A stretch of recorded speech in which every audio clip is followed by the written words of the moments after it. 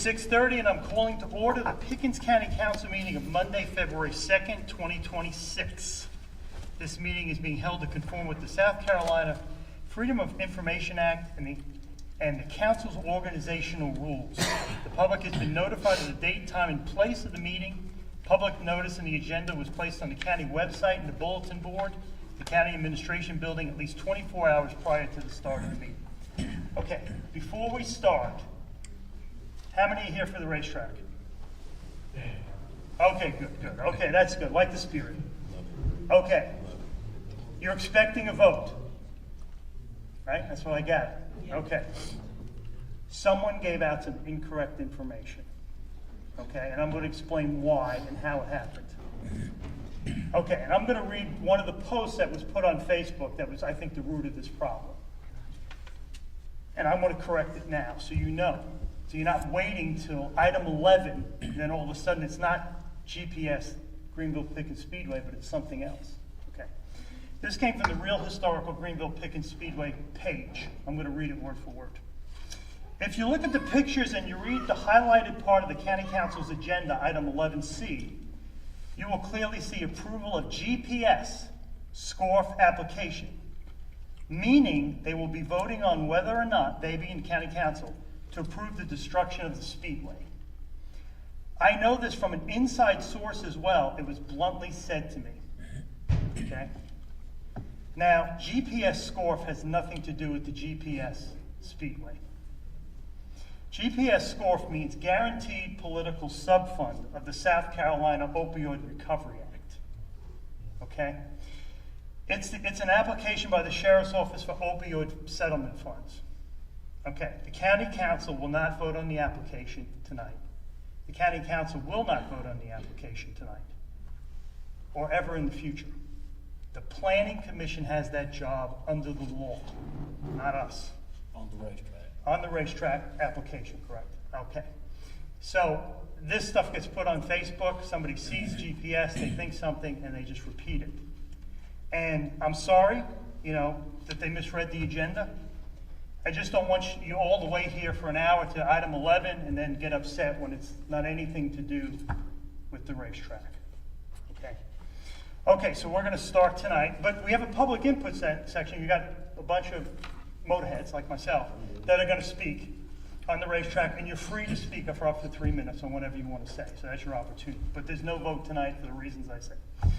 Okay, first item up is the invocation and the Pledge of Allegiance. That's going to be Councilor Walters.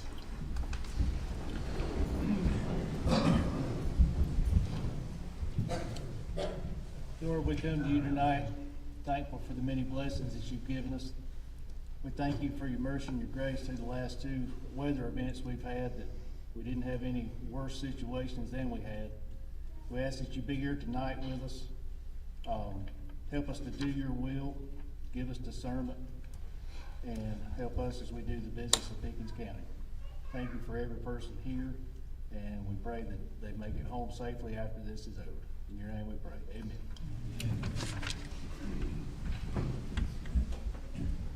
Pledge allegiance to the flag of the United States of America and to the republic for which it stands, one nation, under God, indivisible, with liberty and justice for all.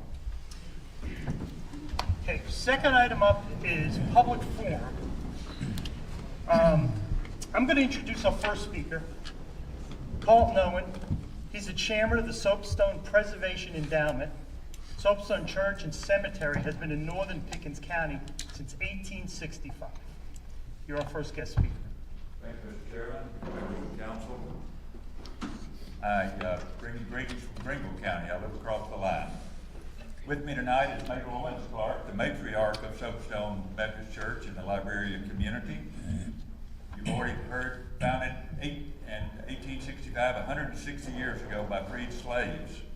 The site was originally occupied by the Cherokee for many centuries, where they came for the soft soapstone rock, and they made cooking utensils and memorabilia and ceremonial items out of it. Mabel's great-grandparents, who were freed slaves, bought land in that community, donated land that today boasts the church, the one-room school, the former slave cemetery. Mabel, as many others did after high school graduation, left the area for better opportunities because people of color were not allowed in many jobs in that era. After a long stint in Boston, she returned to care for her aging parents. While there, on her mother's deathbed, she asked Mabel to never let the doors of Soapstone close. And many of you probably know this story.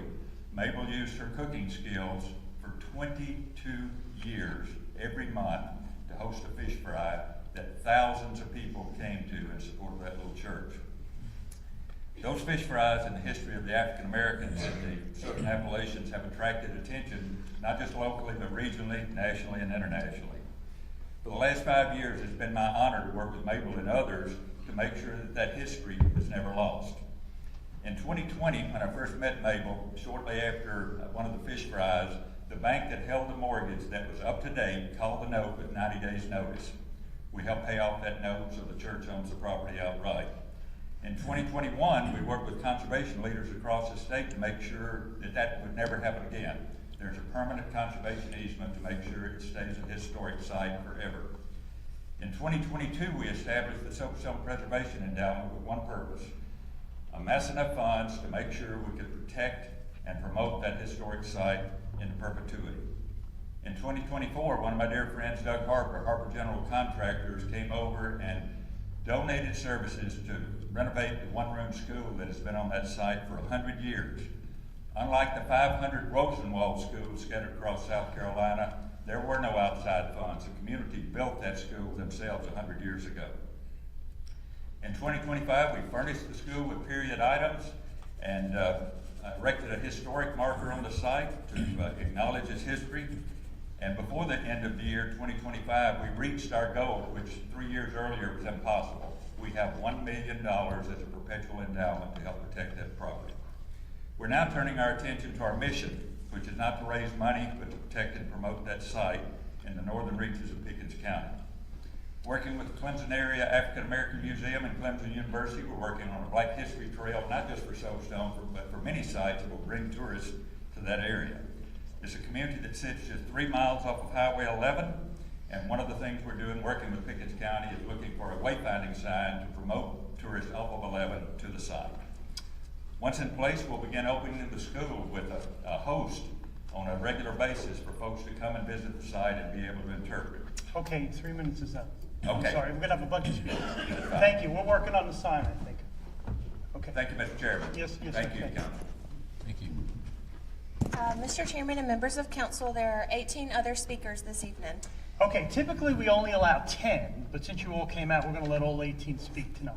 Got 3 minutes, be on 3 minutes on the nose, because realize there's somebody right behind you. Okay, nope, it's in the rules, I can do that. Mr. Roper, I want you to, we got a bunch of speakers on the racetrack tonight. Before we have them speak, I'd like you to just lay out a little bit of a history on the issue, so everybody in the audience knows what they're talking about. People at home, us, we've never really discussed the issue because we don't vote on it. It's a planning commission issue. Okay. Yes, sir. Thank you, Mr. Chairman. Greenville Pickens Speedway, as many of you already know, has operated since the 1950s, always in private hands. It's privately owned from when it first was opened. It's been a stalwart in that part of the community, entire upstate for that time. It holds personal meaning for me and for many in our community. I can remember as a child going there with my aunt and my uncle and my older brother watching many a race. I remember the hot dogs and the bologna sandwiches. And so I have those memories, and those memories endure with me. For more than 50 years, the property was owned by the Blackwell family before it was sold in 2003 to the current owner. It has never been owned by the county or by any public entity whatsoever. The property is currently under contract for a private sale. I know that some of those folks are here tonight. And the county has no authority to intervene in a transaction between two private parties. My understanding is that the property was on the market for many years and that the current prospective purchaser was willing to entertain offers for some time to try to help with its preservation. The purchaser then waited more than a year before reapplying to the Planning Commission for a development permit to pursue multi-use industrial development consistent with the surrounding uses. County staff has advised that the proposal they have meets the language of our ordinance, but it has to be heard by the Planning Commission still. And the reports that I've received indicate that the track has deteriorated beyond any economically feasible use at this stage. While the desire to preserve this site is understandable to me personally and to many people in this community, the county does not have the legal authority to compel preservation of someone else's private property. Any historic designation by the state would likewise require the cooperation of the property owner. I offer all that just as context, Mr. Chairman, and hope it's helpful. Okay. I call Robert Sams. Members of council, thank you for the opportunity to speak and also for HMF to operate your facilities. I'm here on behalf. The microphone's on. I'm here on behalf of the Haygood Mill Foundation to explain why continued county funding is critical and also important to the historic site and must be recognized as an essential county asset. Haygood Mill is a cultural, educational, and economic driver for Pickens County and the taxpayers. Each year we welcome approximately 40,000 visitors, making Haygood Mill one of the most visited destinations in the county, with the exception of Clemson football home games. Haygood Mill attracts more annual visitors than any other single cultural or historic attraction. These visitors spend money locally. Using conservative analysis, Haygood Mill generates approximately $2.4 million in annual economic impact for Pickens County, supporting local restaurants, retail businesses, lodging, and tourism-related jobs. For the past several years, the foundation has submitted an annual funding request for $150,000. That request reflects the county government investment needed to operate responsibly and sustainably, to preserve historic structures, support economic programming, maintain public access, and plan for long-term stability. While Haygood Mill can continue to operate with less than $150,000, the county current fiscal year 2026 proposal of $70,000 places real strain on operations. It limits our abilities to control cost increases, invest in preservation and safety needs, and maintain the quality and affordability of the programs the public expects. Haygood Mills demonstrated strong fiscal responsibility. In 2020, the county funding represented 75% of our operating budget. Last year, it represents less than 16%. During that same time, operating budget has more than doubled through the earned revenue, fundraising, and partnerships. Our third Saturday events are a clear example of this progress. Admissions revenue has increased 76%, attendance is up 69%, and local vendors and small businesses reflect directly, all while the county funding has declined. Haygood Mill also plays a vital educational role. In 2025 alone, 559 students participated in 130 classes, 1,249 students attended 33 field trips. More than 10,000 volunteer hours were contributed in 2024, demonstrating deep community support and significant cost savings. The foundation requested $150,000, represents approximately 1.38% of the county's total budget, yet helps sustain an asset that generates $2.4 million annually. Thank you very much. Jessica Massey.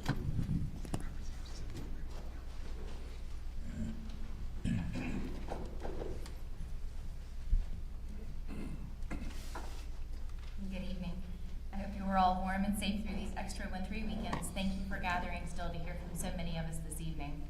I know you will be hearing an official Planning Commission update from our chairwoman shortly, but I wanted to speak for my district's residents specifically for a moment. I know many of you have become aware of the struggles we are experiencing with the bluffs at K on K Drive.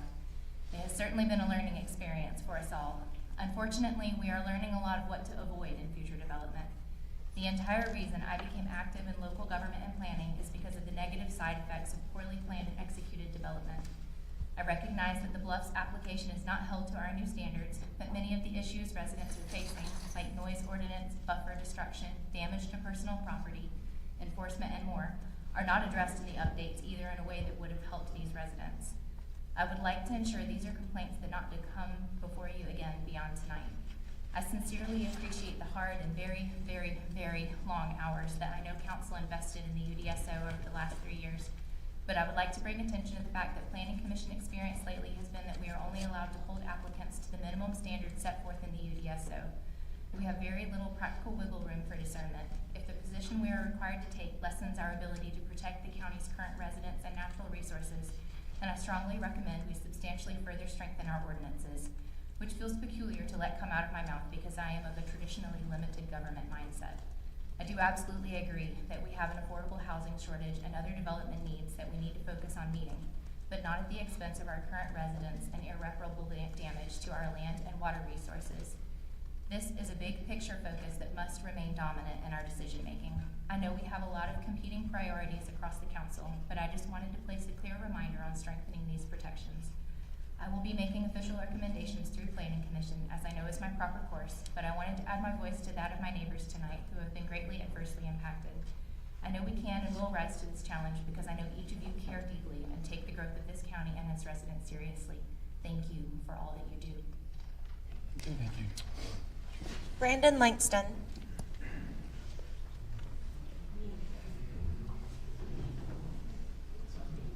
Hello, everyone. I just wanted to express my concerns for Greenville Pickens Speedway. The track has been there since the 40s and 50s and on up towards now. The track is very historic. We need to understand that we need to keep it. And once we find a new owner that is willing to purchase the track and save it, the place can be a venue once again. It can bring in people from out of state, if not across the whole world, to see NASCAR races. We could have the Upstate Fairgrounds come back, concerts, classic car shows, whatnot. But the history of the track is very important, and it's a historic landmark, even if it's written in the book or not. It's very historic. A lot of champions have won there, moved to NASCAR, and the younger generation, I believe, needs to experience it when they race so they can understand that all the history that has started there, they can go back to their families and possible parents and grandparents and say, hey, we raced there, we want you to go there. We just want this generation also understand that we need this racetrack. And that's all I got to say for y'all, and I hope y'all have a great night. Thank you. Bill Langston.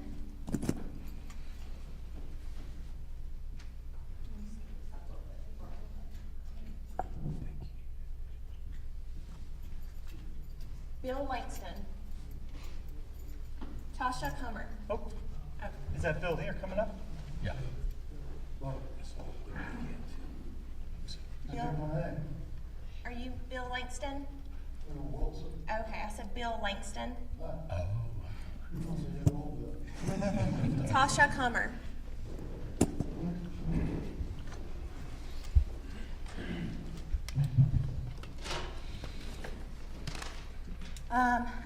Tasha, first of all, thanks everybody for coming to support Greenville Pickens Speedway. I just give out the information that is given to me, that it is important to get in front of the council and tell them how important it is to not destroy a piece of South Carolina's history that goes all the way back, dated years and years and years, and not just the owners, but a lot of families are involved in this and all their legacies, so just to destroy it is just, it's not okay.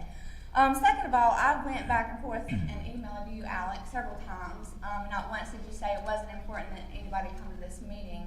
You did, however, say that Greenville Pickens didn't seem to have the integrity to save, which I don't find that correct at all. And the fact that you took 10 minutes of your prior speech to just kind of throw shade on me is quite hilarious, but that's besides the point. The track can be saved into a historical site with the county if they would participate in doing what a lot of us here have came to several meetings asking, and that is to override the owner's wishes. It can be done. Examples is Penn Central Transportation County versus New York City in 1978, the Showbox Seattle in 2019, Fort Collins Old Town Post Office in 1985,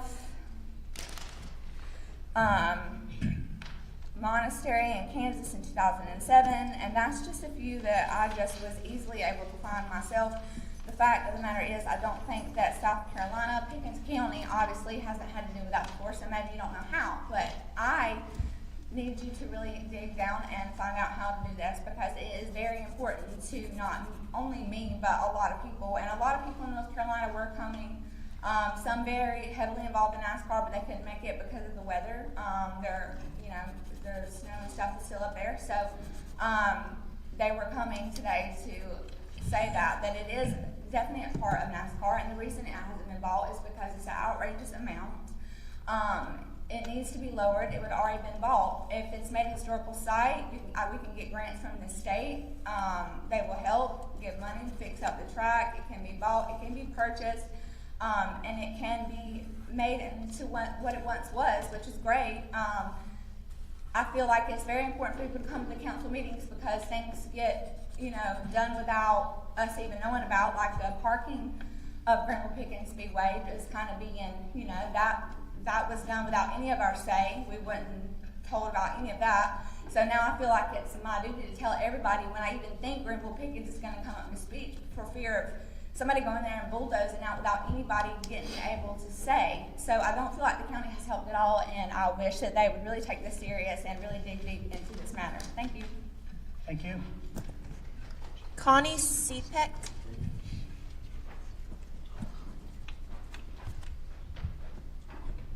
Hello, everyone.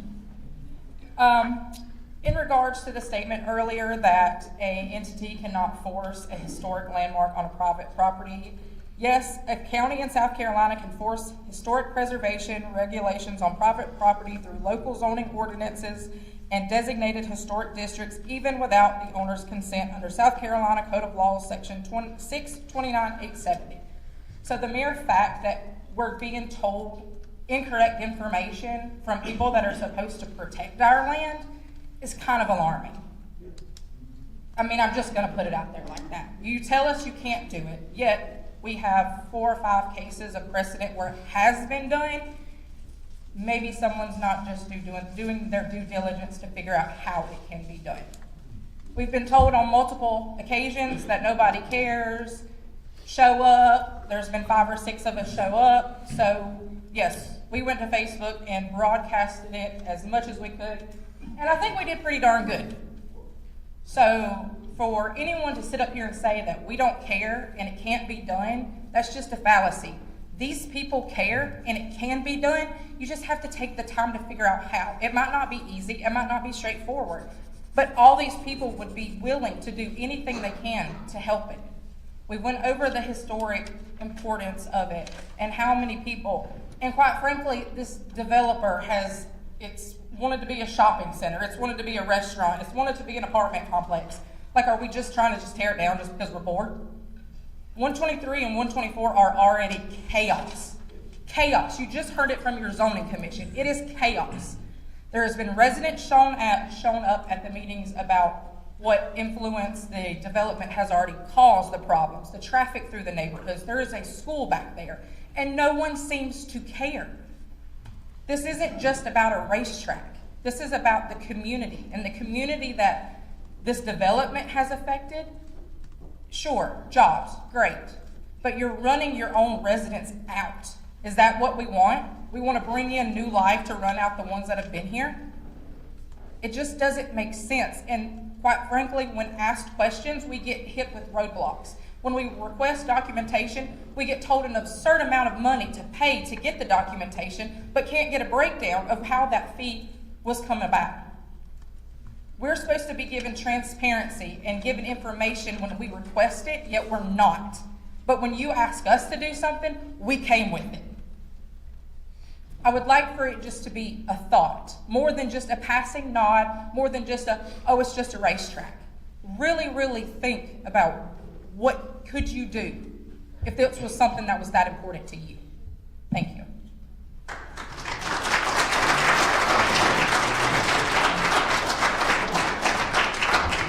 David Reese.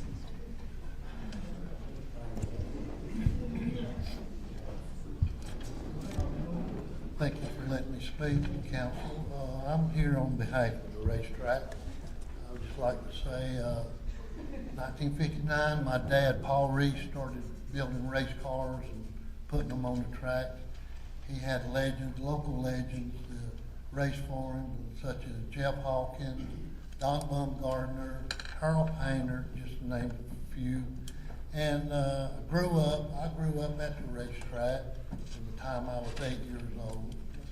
I'm 75 my birthday, and spent a lot of time Saturday nights at the track, and even years later, on in the 80s, 90s, and on up until it finally got shut down. I'd just like to say, I'm thinking that Bill, Tom, and Pete are rolling over in their graves knowing what has happened to Greenville Pickens Speedway when it left their hand. And if there's anything the council can do to help try to save the track, it would really, when you can tell by the people back here how much it means. And I'd just like to say on behalf of all these people here that we want to try to keep that track. They were people that raced that came from states, Georgia, all the way from Alabama, North Carolina, Tennessee, on Saturday nights just to put their cars on the track out there. And it can still be used if we can still save it. And I'd just like to say thank you for letting me speak. Thank you. Kevin Whitaker.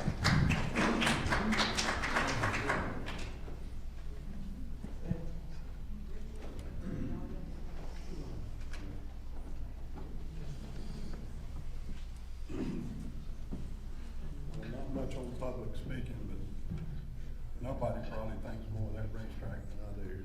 And I was out there 13 years. If it hadn't been for the dealership, it wouldn't have been there 13 years. I mean, I used it for sponsorship and this and that and the other. And the crowds out there dwindled from the beginning down to when I leased it out to someone else 13 years later. It got smaller and smaller. NASCAR took away one of the big funding things out there, the testing. I mean, we get a ton of money from the cup teams coming in and testing, so they made that illegal. And just everything kept changing, and it's not viable. I looked at renovating the track probably 15 years ago to make it something super special. 15 years ago, put up lighting, pave it. You had to do safer barriers. You had to do this and all this stuff. And it was $3 million 15 years ago. And it wouldn't sustain it. There's absolutely no way you can go out there and run that track and make money. I talked to Jim France about purchasing all the property and turning it into some kind of speedway center. Had absolutely no interest. I talked to Rick Hendricks about it. He had absolutely no interest. And if NASCAR didn't have any interest in it, I don't know where you go. But they didn't. And I don't know of anything else to do other than what we're doing here. I appreciate what y'all do. Thank you. Thank you very much. Phil Wilson.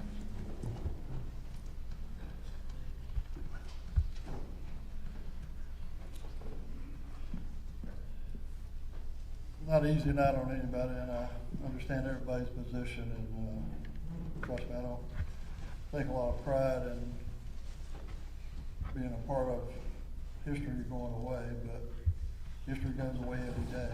You know, Yankee Stadium went away, the House of Roosevelt, it's not there anymore.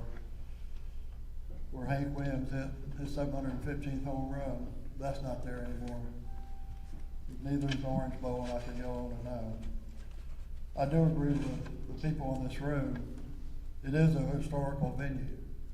And in 2023, when we started working on this project, we met with the Army Corps of Engineers.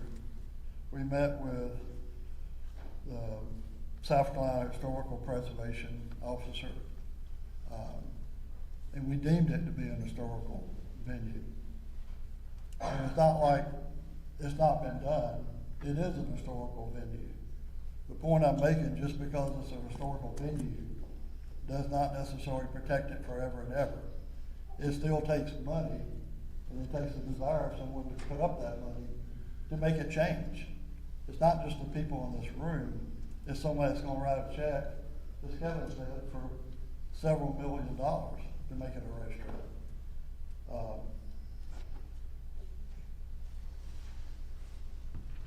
We put together a plan, presented it on November 17th, 2024 at the Pickens County Museum.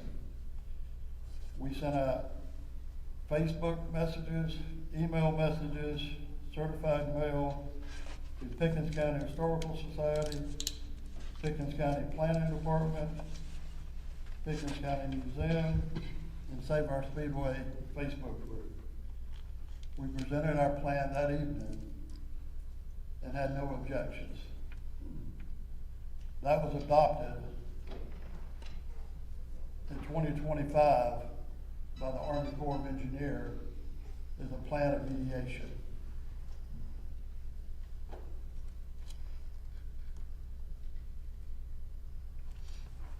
We have this available for county council.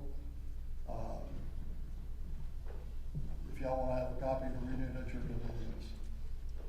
But I guess a long story short, we've gone through the proper steps to make it a historical venue. We've reached out to the community. We've reached out to Pickens County. We've done everything we can to follow the proper procedures to get us where we are today. I think if you look at what we've done out there, it's been a great success, and hopefully it'll continue. And I appreciate your conversation. Thank you. Bill McKinney.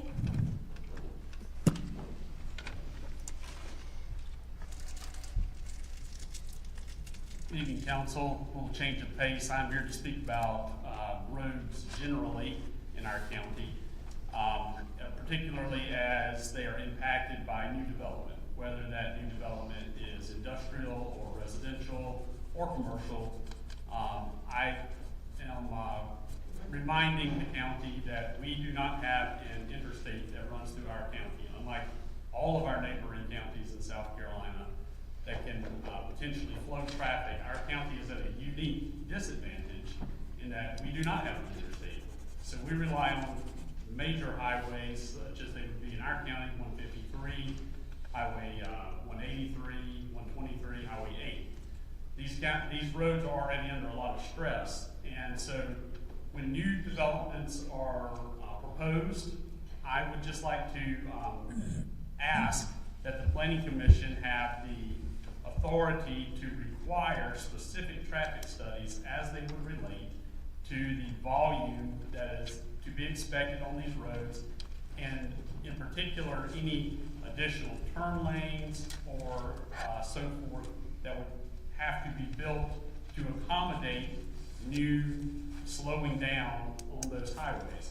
So we've got these major thoroughfares that need to be able to move traffic as well as possible, and if we are building new businesses in areas of employment or apartment buildings or whatever the case may be, that might add a lot of slowing and turning traffic, particularly if that traffic may be truck, 18-wheeler type traffic, that we have sufficient turn lanes to allow that to occur without impeding the flow of traffic, especially if it has to be a left turn across traffic.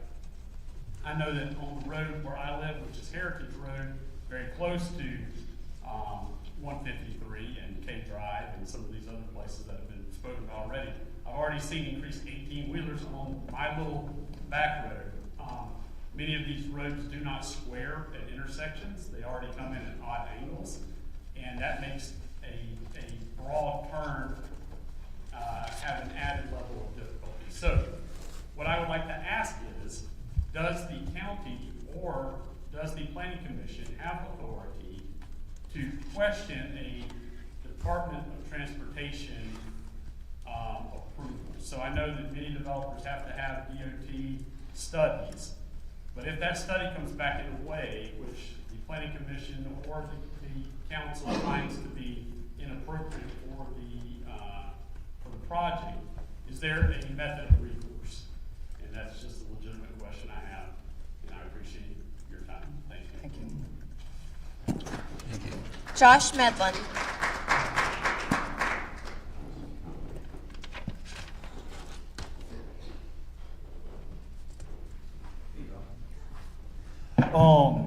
Going by Mr. Whitaker's comment, he said there was no interested buyers. I got a message out of Texas that says, sounds great. I'll definitely help any way I can. I'll take a meet with them if they like it, but it was pretty much just ghosted. I saw the ad, talked with the broker, had my real estate agent send the deal over, and then we waited and never heard anything back. Not a yes or a no. Also, while I was preparing my offer, I was approached by another potential buyer, and we came up with the idea if either one of our bids is denied, we would go in together with a bigger offer to complete the deal. I sent my offer, never heard back, and then about 2 weeks later, I get a call from another potential buyer saying the listing has been taken down. That's true. He also says that he feels that what he offered was just something to get somebody to bid higher to buy it before it could be turned back into a racetrack. Money's there to be made. It's doing it in Florida. Bradenton Motorsport, not Bradenton, but I hate to say the name, but Cletus McFarland. He's turned that thing into a mecca. So it can be done. Somebody sit here and say it can't be done, don't want it done. It can be done. It just takes the right person. So that's it on GPS for me. EMS, Emergency Medical Services for Pickens County. What's the policy on smoking in vehicles? My doctor has told me not to be around smoke, whether it's fire, cigarette, vape. Ambulance number 53 sitting at Tractor Supply, smoke blowing out the windows. I don't like that with my tax dollars. I wouldn't talk about taxes, but I don't like that with my tax dollars. If I got a ride in it, I don't want it smelling like a smoke, a cigarette, or a vape. Never had a ride in it yet, but I ain't gonna tell it what tomorrow may hold. So that was that part, and let's see here. Veterans Day off, I gotta make a correction. Alex got my email. For y'all did authorize Veterans Day off. That's $111,000 roughly to the taxpayers. And if y'all done the paternity thing, that's over $330,000 if every person took their 3 days off for having a baby. So that's $400,000 plus that's costing us taxpayers for y'all to get an additional day off to run y'all's days up to about 6 weeks, at the most 6 weeks per year by what y'all said in previous meetings called. So the holidays y'all get and vacations, the new ones don't get quite that much, but that's the cost to us taxpayers, $450,000. Thank you. Thank you. Zachary Gillespie.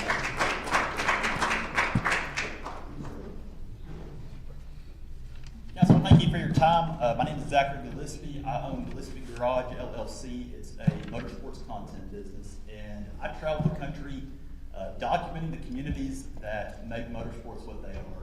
And I'm not here to point fingers or choose a side, but I just want the public record to know what these group of people are all about. As part of my travels, I've met a lot of folks, drivers, owners, racers, fans, and it's very clear that motorsports is struggling, but the people who sit in this room are so devoted to the things that make them feel alive, and that's motorsports, and that's racing.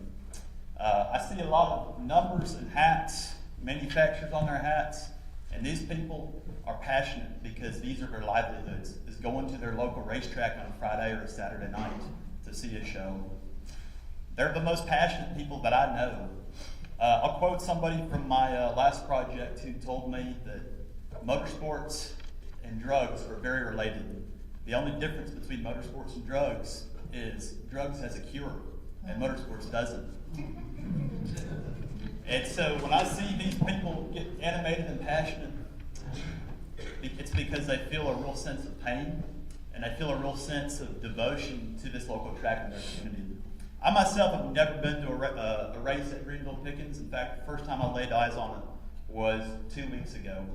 But I want the public record to know that these people are the blue-collar, hard-working Americans that feel forgotten. They're the people that try to go up against the corporations, and far too many racetracks across this country are facing threats like governments and noise and corporations, And these nameless, faceless people are the folks that feel forgotten about. And so that's why I drove all the way over an hour to come here. Let it be known that these people, they're suffering. And I just want whoever the movers and shakers are of the sale to not just think about the economic value of the land, but to think about the human value, the memories that these people have made, the culture that they've built. So many people, in fact, members of the council have said they have personal experiences there, great memories. And if the racetrack can be saved, it's probably going to be a tall task. But just know that these people, I've known them and I've met them, they won't stop in their campaign to save it. So I yield my time back to y'all. Thank you. Thank you.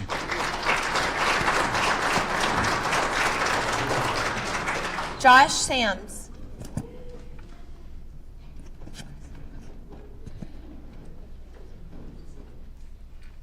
Thank you, Council. My name is Josh Sams. I'm a racer, a crew member, a local resident, but most importantly, I'm a fan. Greenville Pickens Speedway has been a constant in my life since inception. I'm here because this isn't just a racetrack to me. It's where I was raised. It's where I met my wife. It's where my kids grew up. It's where I got to be a fan of so many drivers, most importantly, my dad. This track is where I found myself as a young man. It taught me responsibility, patience, respect, and community. Those aren't things that can be replaced with development once they're gone. I understand that properties change hands and progress happens, but I'm asking if at all possible for this racetrack to be preserved, and if that can't happen, then at the very least, for it not to be demolished. Greenville Pickens is not just a racetrack, it's a community center. It's where generations of kids turned into adults and then brought their kids back to share the same love of racing. Once a place like this is gone, it's gone forever. I just ask that this decision reflect not only the value of the land, but the value of the lives shaped on it. If this is one of the final opportunities for public input, I ask that the absence of new voices not be mistaken for the absence of concern. And as far as Kevin saying a few minutes ago that nobody loved this racetrack more than him, well, he's full of it because he was only there for 13 years. I was there my entire life. My dad was for his. And all these people had family members that's been there forever. It goes back generations to generations. And he didn't care about this racetrack when he bought it. As soon as it was told that he bought it, it was told that he was going to sell it, make it a development. He was just chasing money. It was just he kept it long enough just for Tom to die. And it's frustrating. I mean, yeah, I'll tell you what, if I had the money, I'd done bought it. And so would 100% of these people in here. He don't care about nobody but himself. And I understand that these people are trying to make money. I don't have a problem making money. But we gotta save something. We gotta save something. Thank you for your time.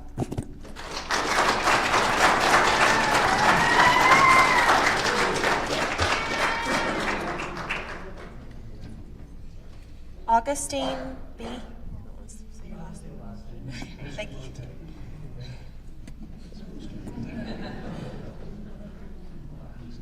This is my first time ever speaking in front of a bunch of people, so pardon me if I'm a little shy. But I just wanted to say I originally come from California. What made me fall in love with this place was the first time going to Greenville Pickens. And not gonna lie, when it closed, it felt like seeing a friend die. It means a lot to me, this track. It means a lot to everybody in this room. It would just suck to lose something like that. I mean, it brings so many people together. It's like it brings a lot of community in a time when we need it the most. Crap, I don't know if I'm gonna finish, I'll tear up. But I've met so many beautiful people there that made me fall in love with the South. I mean, at first, I'm not gonna lie, when I moved here, I hated it because I was so homesick of California. but that track truly made me see what this place is about.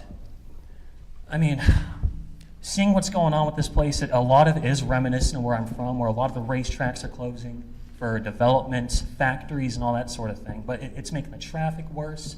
The people are less happy. A lot more street racers out there. People doing the little donuts in intersections. I mean, people keep saying take it to the track, but all the tracks are free and closing. So, I don't know. That's all I got, really. Thank you. Thank you. Robert Folsom.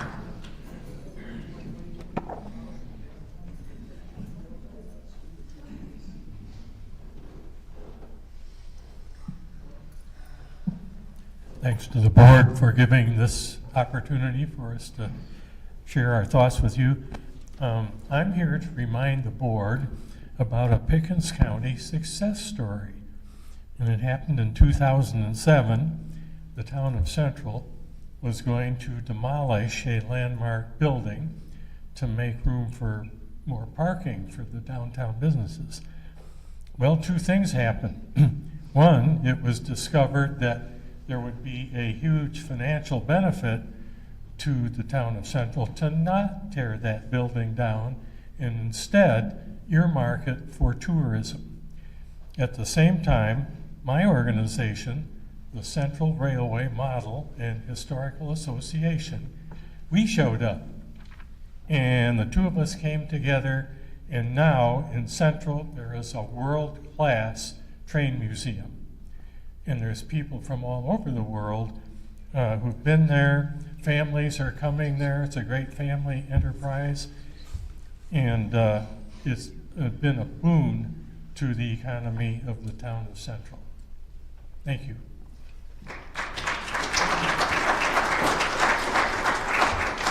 Frankie Hendricks.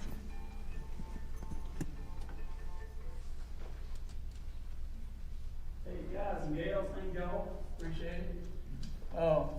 I'm Frank Hendricks. I'm a Dacusvillian. My daddy started me out at Greenville Pickens years ago when it was dirt. Flat track motorcycle riding, what it was. And I got hooked from that day on. I didn't know that years later in my future that I would end up being part of a crew chief. Most of y'all seen this before. I'm sure I've seen a lot of places here. I know a lot of them. Some of you guys, they're not even here right now. They're gone. They don't live. I'm sure they would be here to speak. But one thing I wanted to show y'all that's important to me is, you know, you can build all these nice buildings you want to build. But there's one stub right here, ticket stub, from a shrine race. That's one of many that Greenville Pickens had. Y'all see it? Shrine race. Y'all remember shrine race? You know what Shriners did for kids? They took up money out of their fold. During intermission, the drivers take their helmets off, go up in the stands, backstretch, wherever, fill it full of money. People didn't pile the money in it for children because they cared. They cared about that place. They cared about the people, the community. These buildings, if they build it back here, they ain't gonna do this for the children. Ain't gonna do that. And my plea to you guys is, do what you can to save this thing. Now, I heard somebody mention it would take $3 million. No, there's places in here that would go out there with picks, shovels, weed eaters, clean it up, paint, whatever it took. Whatever it took. Money's not everything. Not everything, sir. So I plead with you guys, look at this thing as a whole. Look at this stuff. How much money did this raise for the crippled children? How much money is these buildings going to raise for these children? There's value on this place. So you don't care. I don't know here again. But, okay. Thank y'all. I appreciate your time. Thank you. All Thank right. you.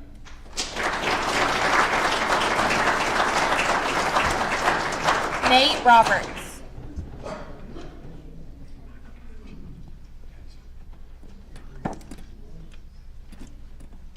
I'm gonna try to be loud enough for everybody in the back can hear me. My name's Nate Roberts. I'm 29 years old. I'm a father of 3 kids.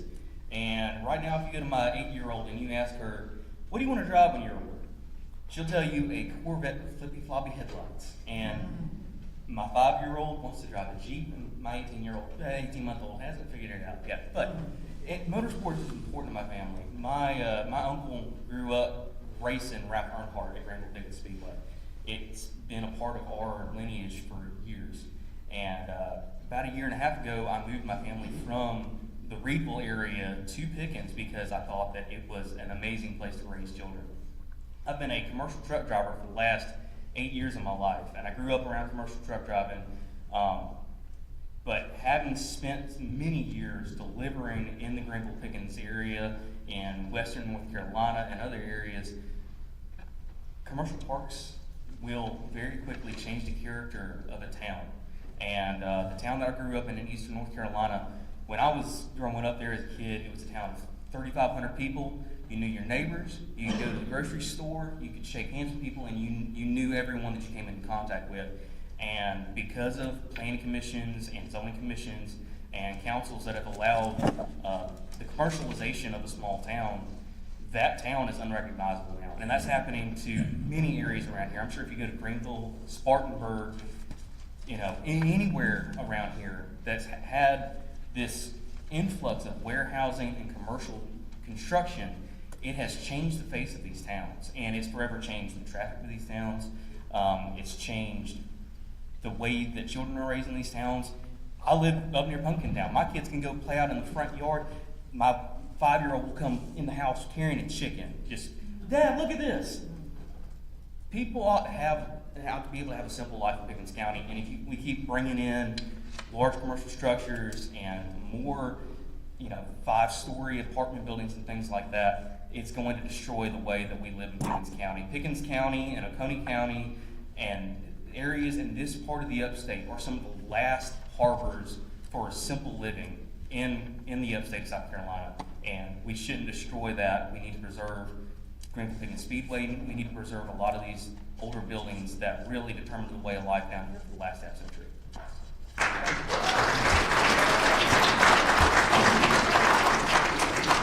Mr.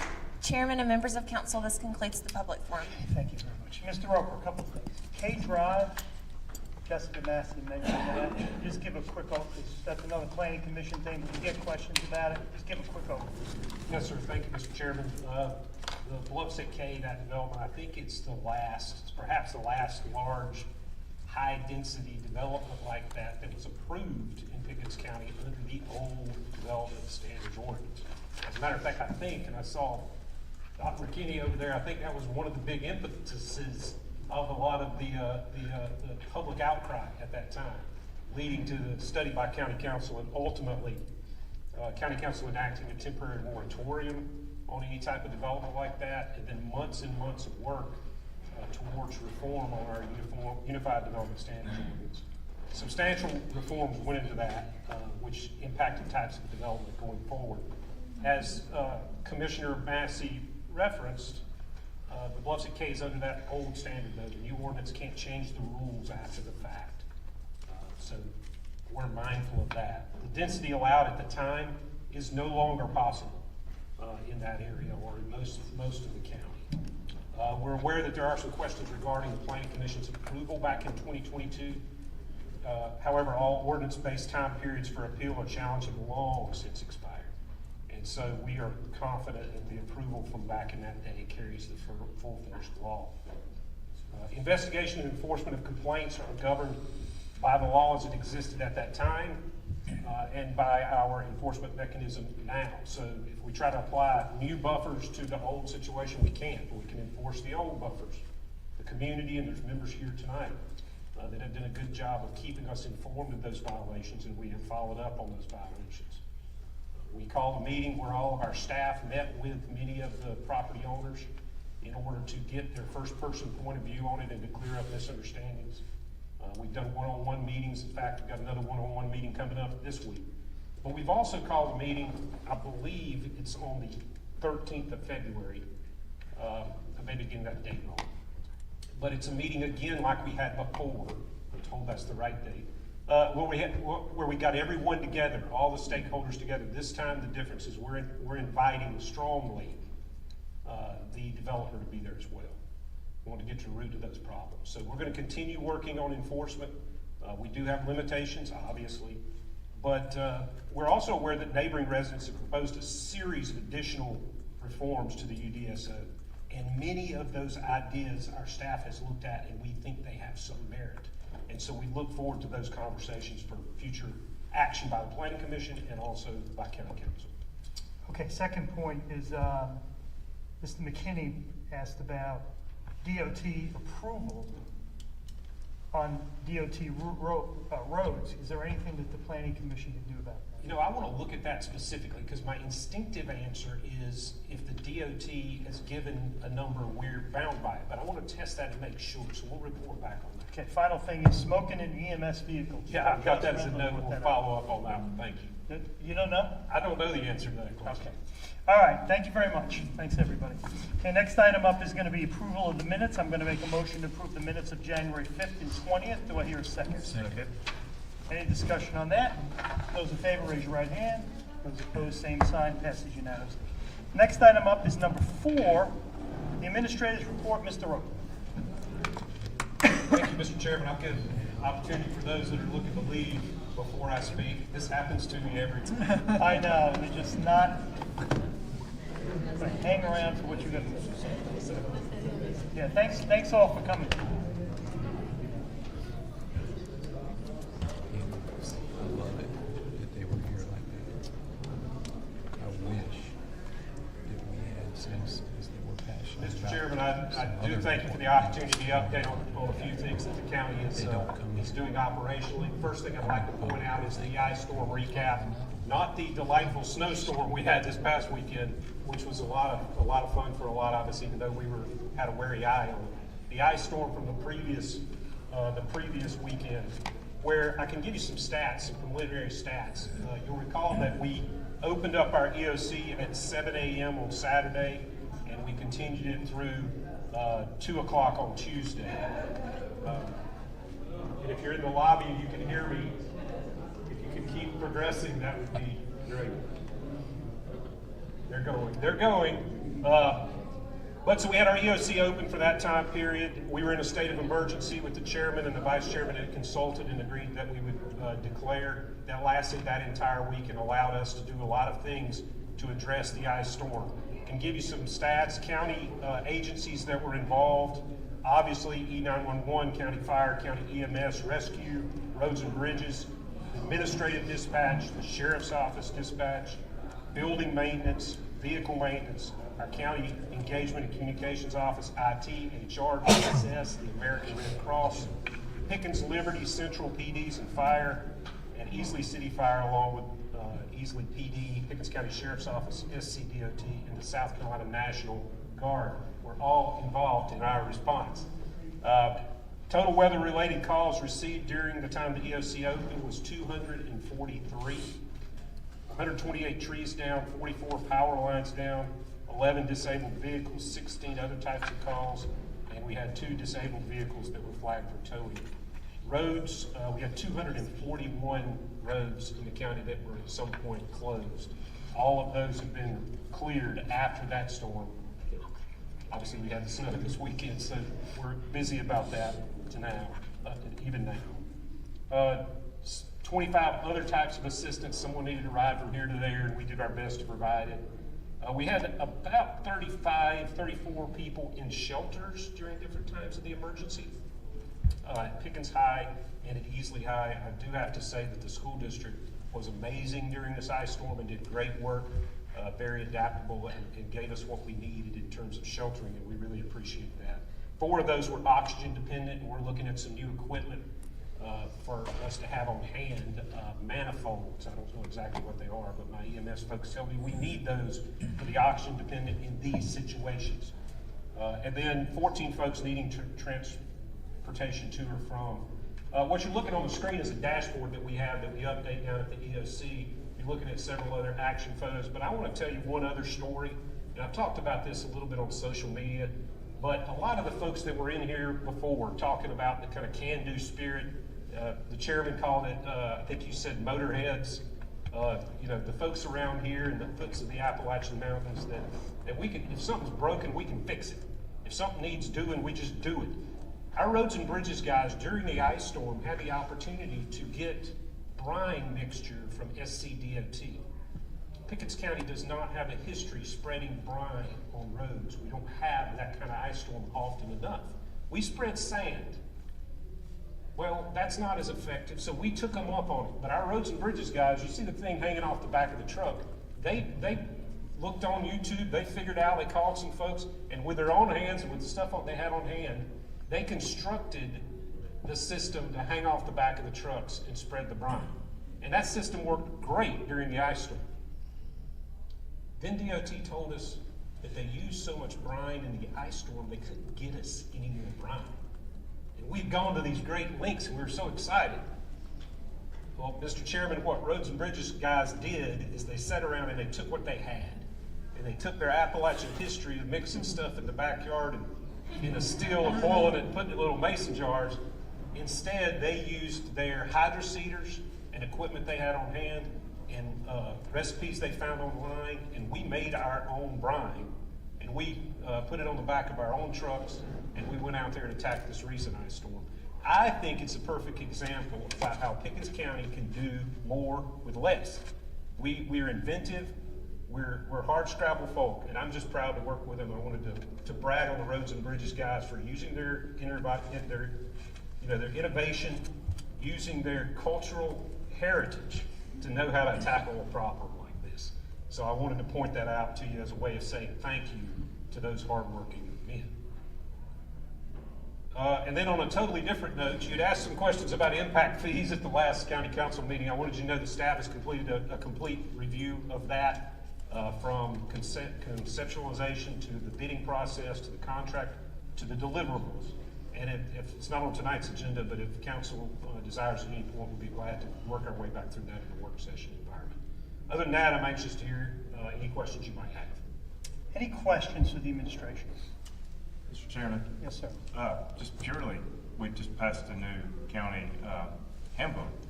Smoking in county vehicles, vaping in county vehicles, not just specifically ambulances, do you know if that is in I our have not county looked handbook? at that section. I am not a smoker, and so I have not thought about that. But you may be right. It's Mr. Counselor. It was your policy document. I appreciate you having that granularity. Yeah, but would you do me a favor and please let us know if we need to come up with an edit for that, or if you have the tools and resources needed to enforce the spirit and goodwill of. I mean, I know every county employee has to sign a tobacco waiver or be tobacco free. So just.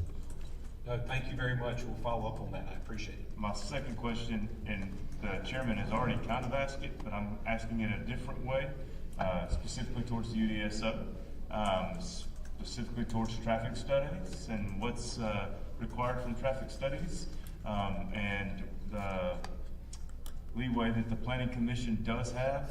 Are we allowed to enforce greater than the DOT? If I do a traffic study on a project and the project falls within whatever range, the DOT says no.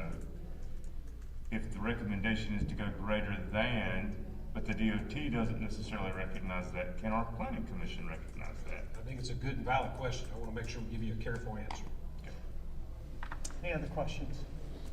Okay, I got a question for you. I actually got questions, comment, questions, and then a request. Okay. I was watching the Easley City Council meeting last week, and they were talking about us when it comes to records, the CAD system, and also dispatch. Now, I watched it and really didn't understand it, but I made some phone calls. I think I just have a general understanding. and I want to confirm that with you and as well as you, Councilor Bowers, because you understand this, okay? Records management system or services is I guess, a computer that's full of records. So my record would be on Alex Seda, 5'9", brown hair, brown eyes, 175 pounds on a good day, no warrants, has a driver's license. So when a police officer pulls me over, that's my license and registration, goes into his car, and he has the CAD system, which is the screen and the keyboard. He types that in, Alex Seda, and that goes to that system and pulls back data. It says Alex is good, right? Okay, now, I'm trying to understand is that the county has a county-wide CAD system and record system, correct? Yes. Okay, and we provide that to Easley for free. We do. Okay, so the debate was going on in the meeting is that Easley was thinking of providing their own record system, their own CAD. It was going to cost them $300,000 up front for equipment, and then $123,000 a year to run. Okay, that's what they were debating. So my question is, now my third part is, how is that different from dispatching 911? It's the record management system would be something you could access through a dispatch personnel. You could call in and say, hey, can you tell me who's the registered owner of that car? And they can hook And the that up. 911 dispatchers have a CAD system, correct? They do. So that's a screen they're looking at where they can see where all of the different vehicles are at. That's a computer assisted display. It's basically a screen that shows what everybody's doing. The record management system is underneath that. So it's involved in dispatch, but the service that we provide to Easley for free for RMS, record management system, and CAD access is not a part of their 911 PSAP.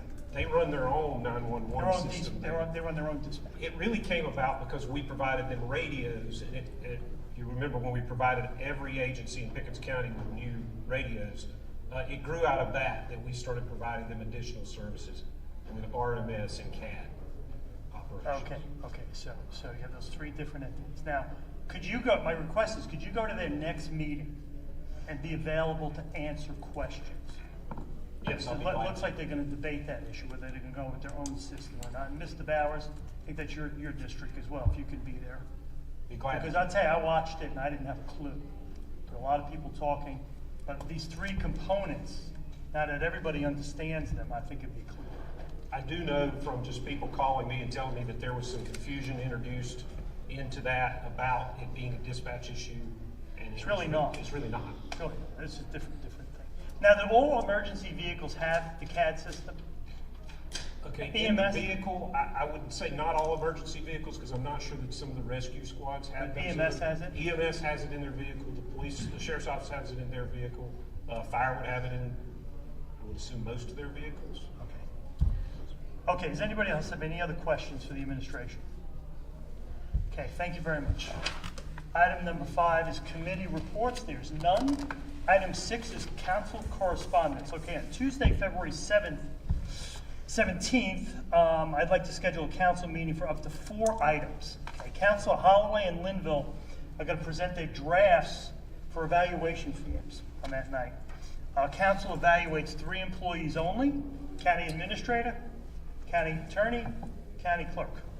And what we're trying to do is put those evaluations down on paper rather than just being verbal. So they're going to work on those evaluation forms. 1 page, I'm hoping. Okay, second thing we're going to have at the 17th is administration is going to present on alternatives for Medic 1. Correct, Mr. Harper? Okay. That's right. Okay, Council Holloway is going to be working with the administration on those alternatives, in particular, their price estimates. Because that's his strength. That's what he did for a living for a while. Okay, item number 3 is the county leases a few properties it owns to private organizations. Some of those organizations, some of those agreements are not even written down. They're handshakes. They're all varied, they're all quite different, and what the administration's working on as a goal is to try to standardize those leases. And he's going to give us an update on that effort, as well as the 2 outstanding fire contracts that we have in the county still. And possibly there's going to be a 4th item, which I think there will be. Okay, on Monday, February 9th, the Roads and Bridges Committee will meet for the first time. We're going to elect the chairman, we're going to examine road funding and paving priorities, And third, the administration is going to discuss operations and capital priorities for that department for the upcoming year. Now, Councilor Bowers and myself and Wallace are on that committee, and that committee is going to sunset in 6 months. Okay, finally, the Planning Commission's working on recommendations for the council on stricter regulations for RVs, campgrounds, hotels, solar farms, and residential along the Highway 8 corridor in Easton. Those things are under a 6-month moratorium. And tonight we're going to hear from the Vice Chairman, Kelsey Crooks, and she's going to tell us about her progress on that with her commission and give us a schedule of when we're going to see some of those recommendations. Now, any other council correspondence? Okay, next item up is number 7, motion for new business. Any new business? Going once, twice, 3 times. No new business. Okay, next is going to be item 8A. It's going to be a first reading on amendments of Section 302 of the Developmental Standard Ordinance, RV parks and campgrounds. Let me introduce this, because this was, I wouldn't know if it was a goal of mine, but it's important, I think. So, as I mentioned, there's a 6-month moratorium on various new development, and the County Planning Commission's reviewing those standards for the RV parks and planning campgrounds in aims of tightening them up a little bit more stricter. Okay, this is a first reading only for us here, County Council. So we're going to let the public know that changes are coming to the rules for new RV parks and new campgrounds. And that's being discussed in the Planning Commission now, and Council will be discussing it in the future at some point. So if you got an axe to grind there, you want to be aware of who's got what and who you need to talk to. Just give you a little bit of a history on that. The previous council wrote Section 302 of the DSO, which related to new RV parks and campground standards. Such standards includes things like buffers, how sewage is disposed of in these RV parks. They can't be permanent residence for people. Things like the park or the campgrounds can't be smaller than 5 acres, but they can't be more than 10 acres. So the hope by second reading that we have here is the Planning Commission is going to bring us some kind of a recommendation. So we'll review it, we'll make some changes, we'll have a third reading, pass it, Section 302, and that part of the moratorium we'd like to end early. Move that along quickly. Now there's 2 issues. Dale and myself have been working on this. I think there's 2 issues that we've passed on to the Planning Commission. One is to lower the density of new RV parks and campgrounds. That means increasing the minimum lot sizes and the distance of these RVs that have been between themselves. Next thing is giving our code enforcement the authority to check existing RV parks to make sure that they're up to and living up to the standards that we have. You know, they just don't have them when they build it, but they have it 5 years, 10 years, whatever, down the line. So I'm going to make a motion to accept item 8A in title only. Do I hear a second? Second. Okay, any discussion on any of that? Okay, this is a first reading, blank piece of paper. If you got any questions right now about that, talk to the Planning Commission. They're working on that. Okay, any more discussion? Okay, those in favor, raise your right hand. Those opposed, same sign. Passes unanimously.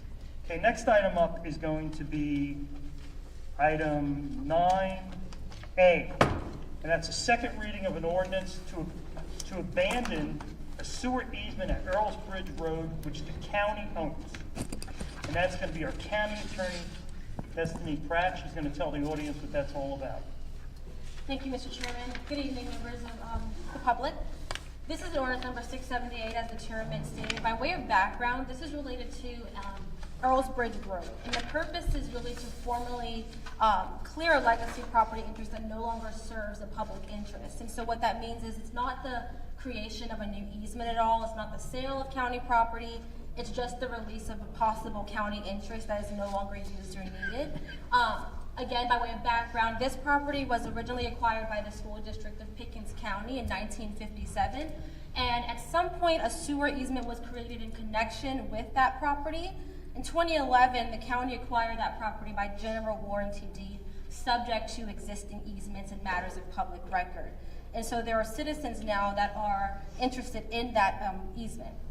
And so what we did on our end is that county staff in my office went in and reviewed all these documents and the current site conditions. And based on that review, the county determined that the sewer easement is no longer in use. It's not needed, it's not required for any additional public purpose.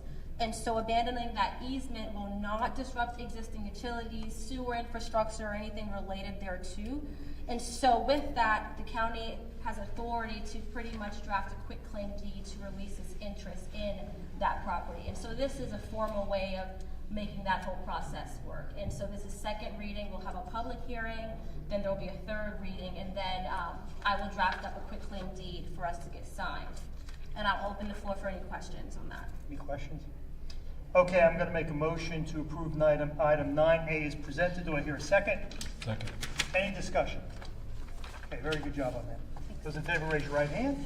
Those opposed, same sign, passes unanimous. Okay, that was, I guess, second reading. We got one more reading on that, correct? Correct. Okay, 9B, it's gonna be a second reading on consolidating the Pickens County Board of Appeals for zoning, construction, and stormwater matters. County Attorney Destiny Pratt, you're up again. Thank you. So again, this is another mechanism to streamline the appeals process for zoning, construction, and stormwater matters. Basically, it acts as a way to ensure consistency in those decisions while still complying with South Carolina state law. And I want to go through this section by section just to be sure that everyone's got a good understanding on it, and then I'll open the floor for questions. But starting with section 1, this section creates the Pickens County Board as a quasi-judicial body. That's a fancy word that pretty much means it does not set policy. All it does is hears final administrative decisions that are already made under adopted ordinances and codes. And so that's the first distinction there. Moving forward to section 2 talks about the jurisdiction with this board. Again, the board's jurisdiction is limited to appeals, and those will only arise from zoning and land use decisions under the UDSO, construction and building code decisions, and stormwater and land disturbance decisions. And so the board, again, only hears appeals from final decisions and only in those areas. The next section discusses the membership, appointment, and terms.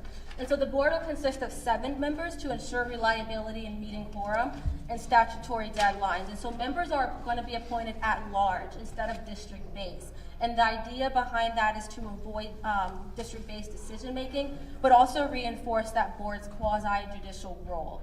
The initial terms will be staggered, so 4 members serve 4-year terms, and 3 serve 2-year terms. And then after that initial cycle, all terms will be 4 years. In section 4, that discusses your officers and your quorum. Of course, since it's a board, it'll have to have a chair. A quorum will, of course, consist of 4 members since it is a 7-member board. And then section 5 goes on to discuss the procedures. Meetings, the board will, of course, operate under our county organizational rules, Robert's Rules of Order, and of course the Freedom of Information Act, or FOIA. Meetings will have to be publicly noticed, and agendas and minutes will be maintained. So it'll operate such as a normal board does. We're just streamlining and combining a lot of those processes that were already in effect. The most important part, though, is going to be the appeals process, right? Like, how does this board actually hear appeals? And we've simplified it, but still made sure that it is South Carolina compliant. And so any person aggrieved by a decision with the board's jurisdiction may file an appeal within 15 days. That's all going to be within that. Filing an appeal stays further action. So when I say stay, it means it's a full stop on any action occurring unless staff certifies imminent peril to life or property. Those are the only exceptions to that stay. The board must hold a hearing within 45 days. So once that appeal is filed within that first 15 days, the board then has 45 days to hold a hearing on that. The parties can appear in person, by agent, or by an attorney, and the board may affirm, reverse, modify, or remand any decision. And the most important thing to note of that is that all decisions are issued in writing, and they constitute the county's final opinion. And so this isn't a situation where these appeals then go to someone else. The next step would be judicial, right? And so that's that process for appeals. And then finally, section 7 through 12 discusses the records, judicial review, appeal, and of course, severability.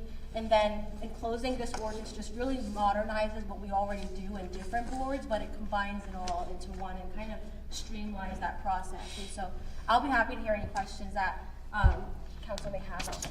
Any questions on 9B? Mr. Lane? Yeah, in section 3, and you mentioned it, 3 seats will have a 2-year term. No, it's your, that changed. Yes, sir.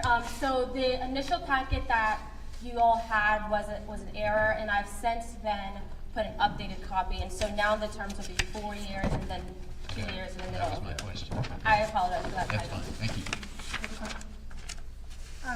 The ordinance doesn't specifically say that they should meet. My understanding is they only meet if an appeal happens. Correct. Do we need to clarify that this board only meets, because most of our boards have a minimum meetings per year requirement. Sure. And this one I went through and it never actually says when they meet. You said that verbally in your discussion. Sure. So I didn't know if this required a sentence that maybe says the board shall meet only when there is an appeal and will meet within, I saw the within 45. Sure, yeah, I'm happy to include that language in. Would that make it too restrictive, though? Let's say they want to meet to do a party or something, some other reason. That's a good point. I was just trying to clarify that this is not a quarterly meeting or a monthly. Okay. I just put something in about As needed. when they meet. If there's a chair that wanted to call them every month, then probably you'll have fewer volunteers than if there's, you'll only meet as needed. What do you think, Mr. Roper? Well, I can just say that the question the counselor raises is a good question. It's not in the county ordinance, but one thing we've done just on the administrative side with the Board of Assessment Appeals, because we had the same problem. They met so infrequently, it was hard to keep members, is we started having standing quarterly meetings. And we just did that on the staff side. So we could include it in the ordinance based on the wishes of council. But we could also just say, no, we're gonna have standing meetings to get together and make sure we remember everybody's first name and mailing address and that sort of I'm thing. fine with that. However, I don't think Whatever. that's. Does anybody care? So you would suggest quarterly? Once a quarter? I think once a quarter gives people that date to aim out well in advance. Yeah. And it I think works that's a well. good idea. Okay, so you'll write that in for the third reading? Certainly. Okay, any other questions? Okay, I'm gonna make a motion to accept item 9A as presented. Do I hear a second? Second. Okay, any discussion on that? Those in favor, raise your right hand. Those opposed, same sign. Passes unanimously. Okay, next up is item number 10. It's kind of two-part here. It's a 10A. First is going to be a public hearing on adopting a 6-month construction moratorium on RV parks, campgrounds, commercial lodging establishments, solar farms, and within the Highway 8 corridor down in Easley for residential only. So if anybody takes issues with putting those 5 items into a moratorium, you've got a chance to go to that podium now and speak for 3 minutes. Okay, so we're gonna go in once, twice, 3 times. Okay, public hearing and that's closed.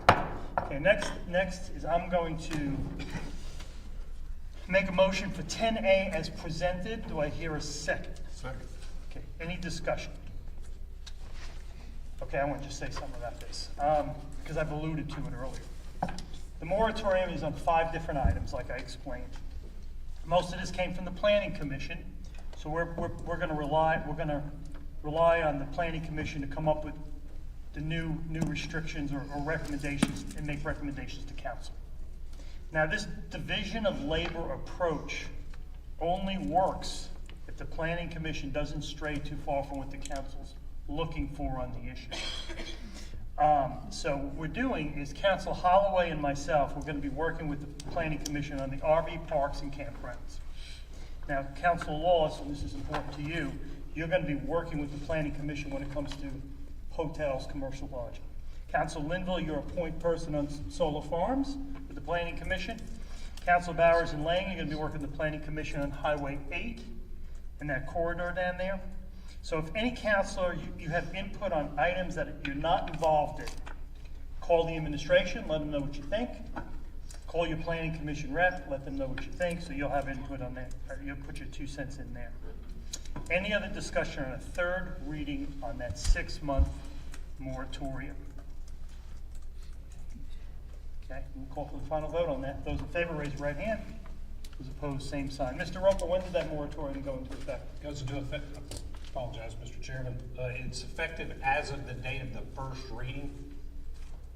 You have to complete the process, but the date of the first reading is when it went into effect. Okay, you know when that was? December 15th. December, who's that? December.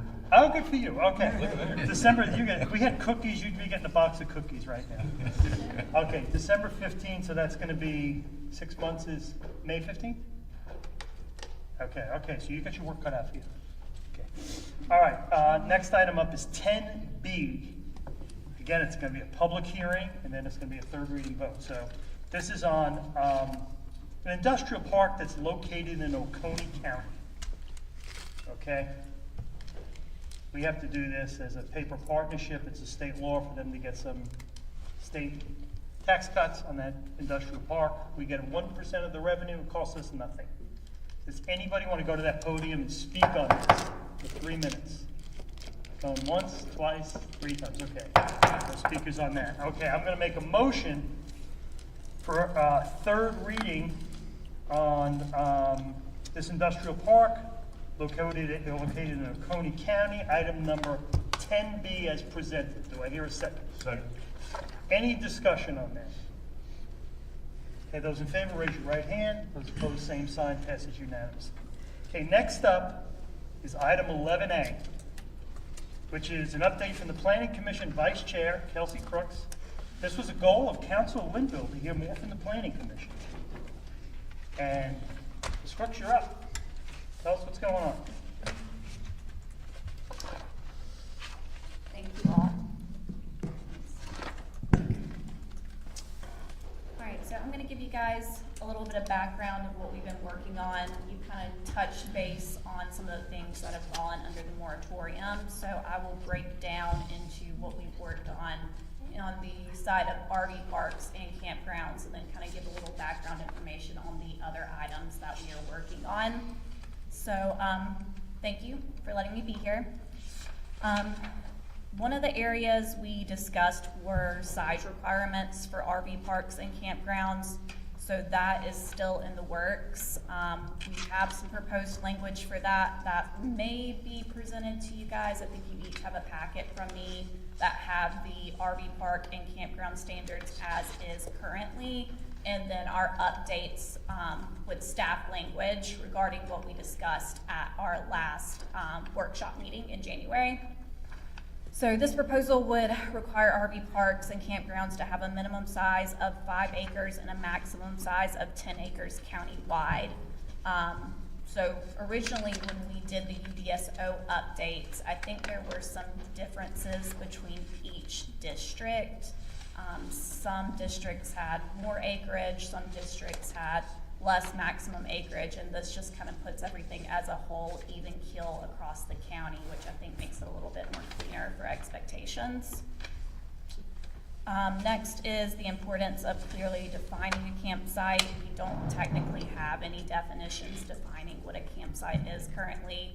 Most of our surrounding counties and municipalities have that in their ordinance standards, so we're just looking to add that as well.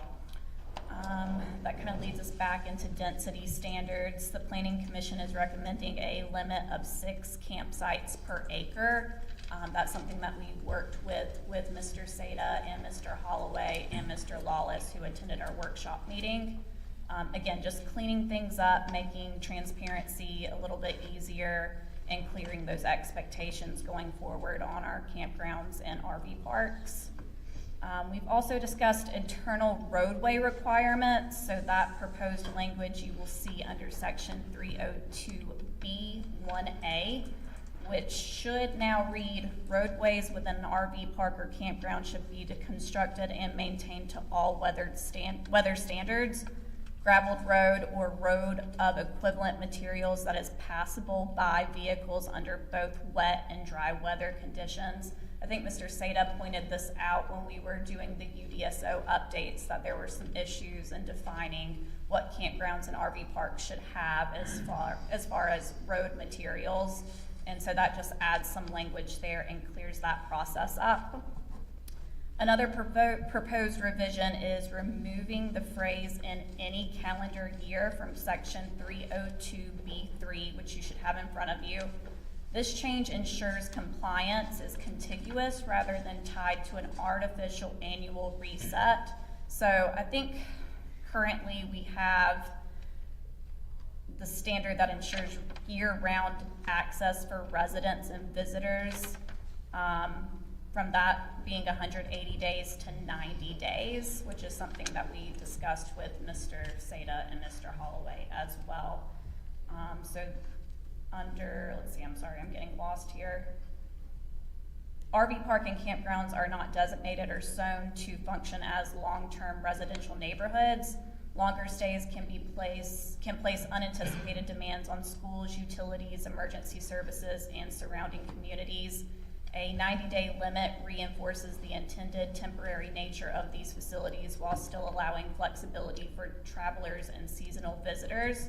So we are currently awaiting additional information from some other major players that bring in a lot of travelers to the area, such as Duke Energy and other large components that also bring in a lot of travelers to kind of give us some impact and information on if that helps them or worsens their cause, and what is the county enforcing too much restriction in that area, or is it helpful to have that language in place in terms of vacation stay versus, you know, emergency issues where we have a lot of people coming in from different states and helping us work. Do they need longer stay periods here in the county?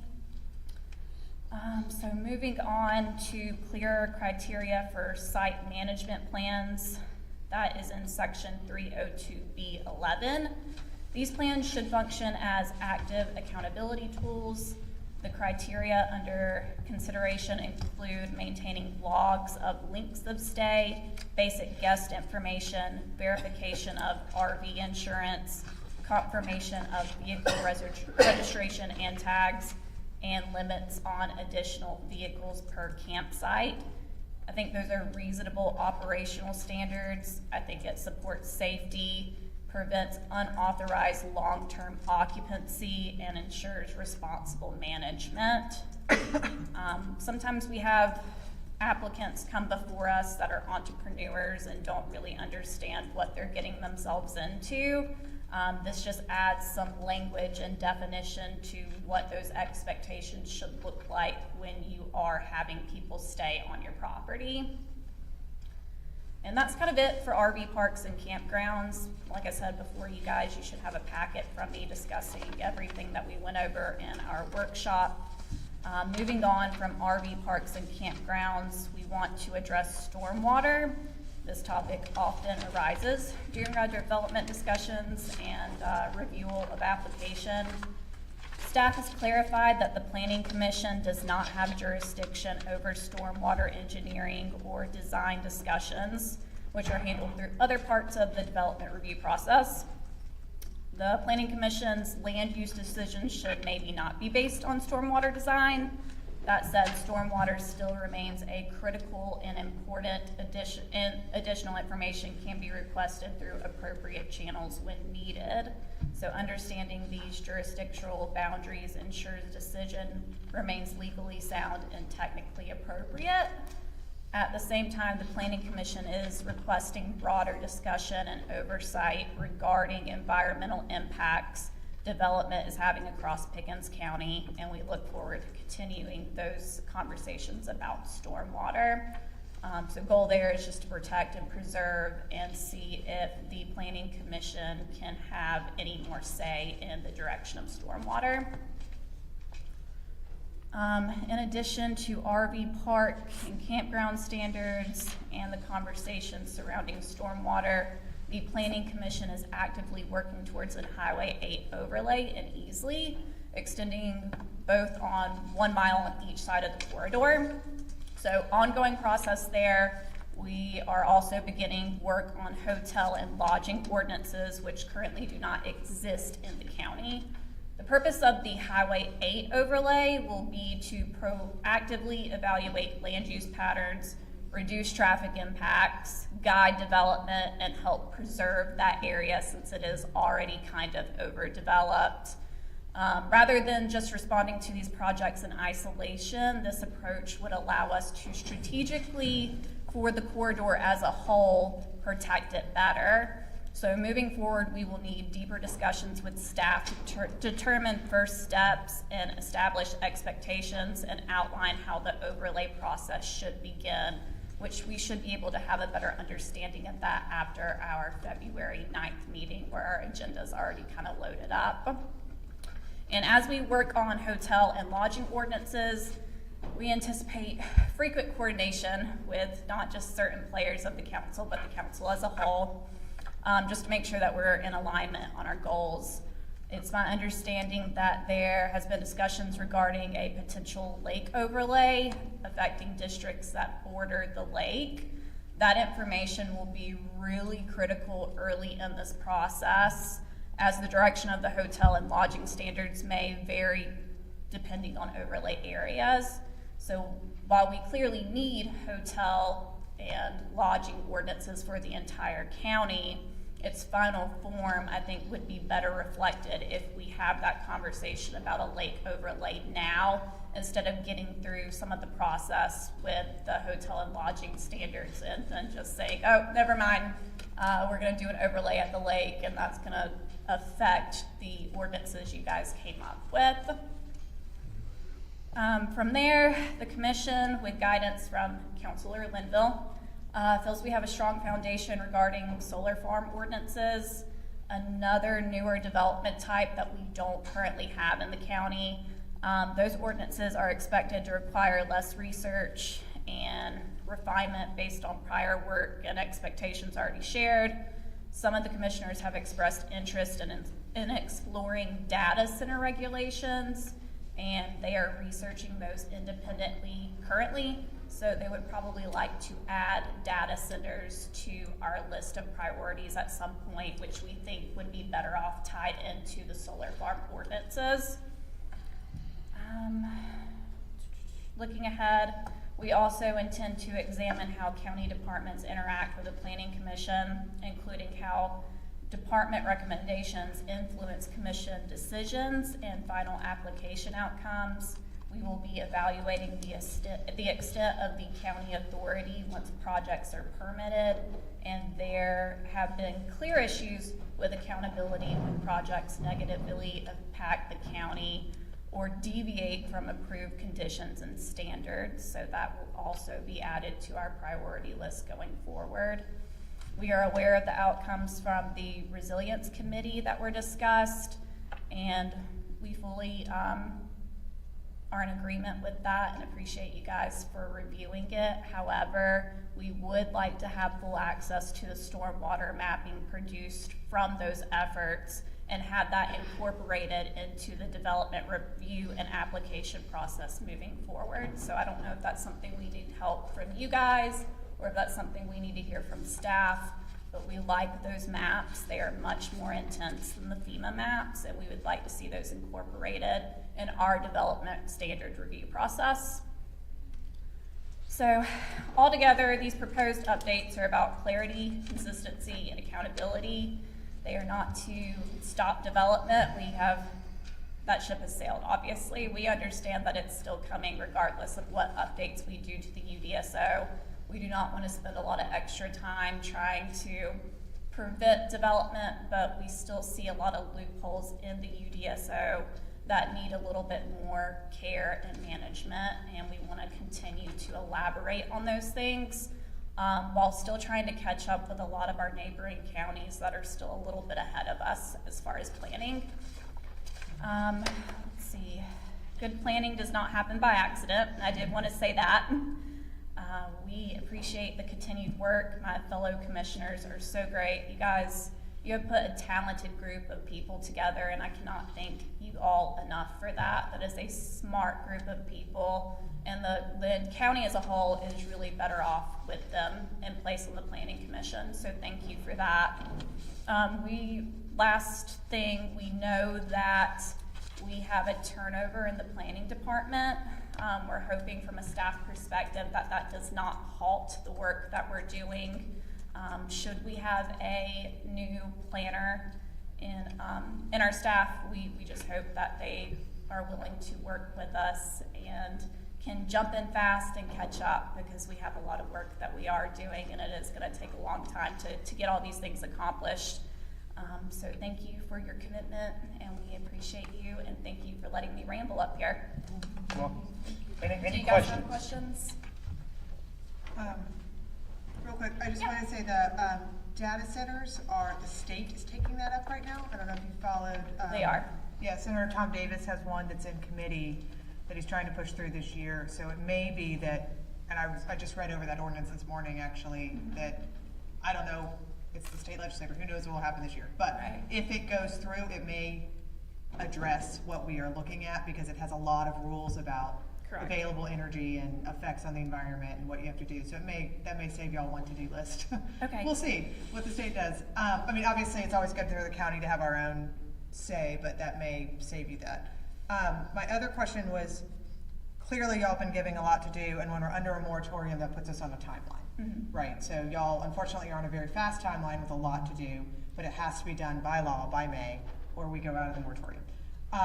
That said, we are receiving a lot of messages from the, I always want to say Bluff at K at Bluff at K, folks with some really good ideas for things that they are not in the UDSO, and that y'all, have reflected as well, that there are some things that we could add to prevent an issue like that from happening again. Correct. Do you, so I don't want, we can't put it on your to-do list right now. Correct. And I have been messaging people back and saying we have already overburdened Planning Commission with what's in the moratorium. But do y'all agree that once we've gotten through what you just updated on us, this long list, that y'all will be able to take a minute to look through some of those recommendations that come in and potentially continue a discussion on UDSO changes? Absolutely, and we want to, and we are copied on a lot of those emails that are coming in from the K-Drive group, and wow, what like a separate smart group of people, and we really appreciate the feedback and the input, because I think as a planning commission as a whole, we were not as aware that our codes enforcement did not have the capability to go in behind us and say, hey, yeah, you guys approved this project, but guess what, they messed it up. And we thought there could be something done about it, and it seems like a lot of times there's not. And we are just held to these really restrictive standards as a county because of whether it's state interference or whatever else it is, private property rights, et cetera.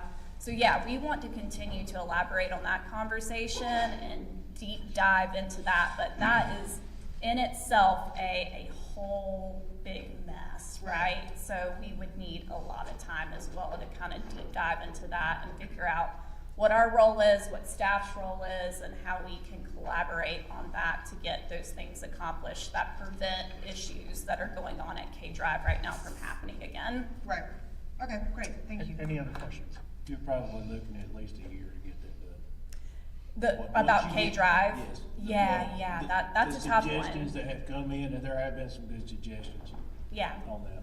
I agree, and I also think, we've never had one-on-one interaction with codes enforcement. It's something that we've kind of danced around with staff before. We would like to maybe have a meeting with codes enforcement and just see how they operate on a day-to-day basis and what would help them as well, because we would hate to have that conversation with staff and try to go around the codes enforcement and not give them the tools that they need if we are allowed to give them any tools. And Ken, you might be able to speak to that a little bit better than I can, but it is a priority for the commission. So if we can help in that regard, then we definitely want to. Yeah, when we did, are y'all doing RVs as I talked to the chairman about, are y'all doing RVs as a dwelling unit, whether or not it could be legal or not as part of this conversation? I'm doing that. You're doing that? Okay, because we did talk to codes enforcement about that, so they have been brought in the past to some of our UDSO conversations. Yeah, when we had our goals meeting, we had 8 goals that came from county council that related to the DSO. From county council, from planning, from the administration. And we're working on those now. I think we're down to 7 of them. And, when people from K-Drive came to me and said, well, I've got 10 items you need to look at, I was like, okay, which one of these 8 do we drop off our list now and put you at the head of the line? It's just not fair. You can't do that. Right. So what I would suggest we do is let's work closely to get through these 8 items. And then once that's done, we have another round of goals. We'll go administration, county council, planning commission, and then we'll just put them forward. And at that point, they'll get their turn. I would imagine all 10 won't be looked at. You'll have to look at them very closely, maybe pick a couple, 2 or 3 of them.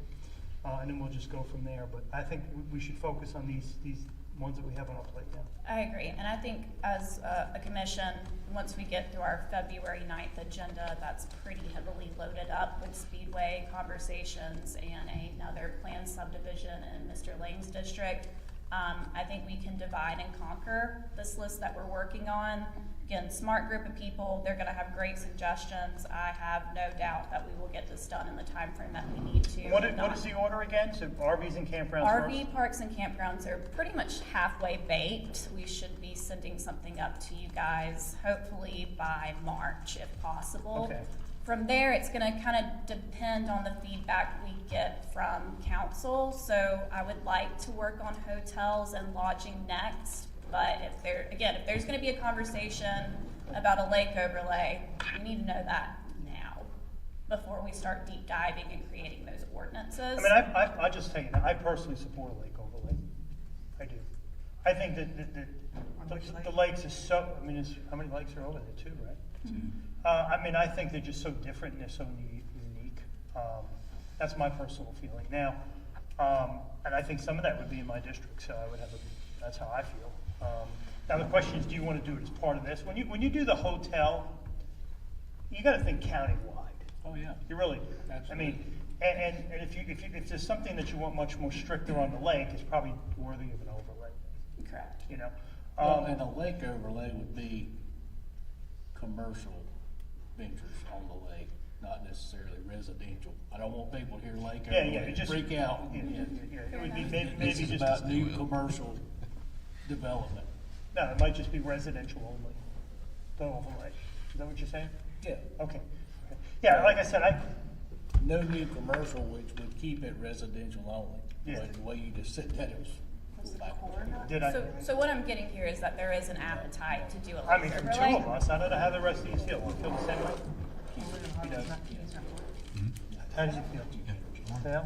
And Councilwoman Linville, I think Lake the lake overlay? overlay would affect some of your What district are you as saying? well. But the Corps controls Corps of Engineers Hartwell. would be Hartwell. So Okay. we already have a bunch of restrictions Gotcha. on what you can do on the lake. Okay, did not know that. Good to So know. I would just, like I said, I would look at the hotel restrictions and there's none now. I mean, I would look at them countywide. What's Yes. best countywide?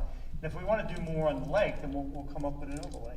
Okay, that sounds good. Then we will just pursue with just our regular standards that we would want to. So the first things, and what's your second? You're not sure yet, depending on who, how are Well, you now looking that we as far have as a getting little them? bit more direction on the lake overlay idea, that will help with our conversation on hotels and lodging. So I would like to move into that second and then move into the Highway 8 overlay third. Okay. Which I'll need to get with Chris Bowers on And and get Scott. some additional input, yes, Mr. Lane too.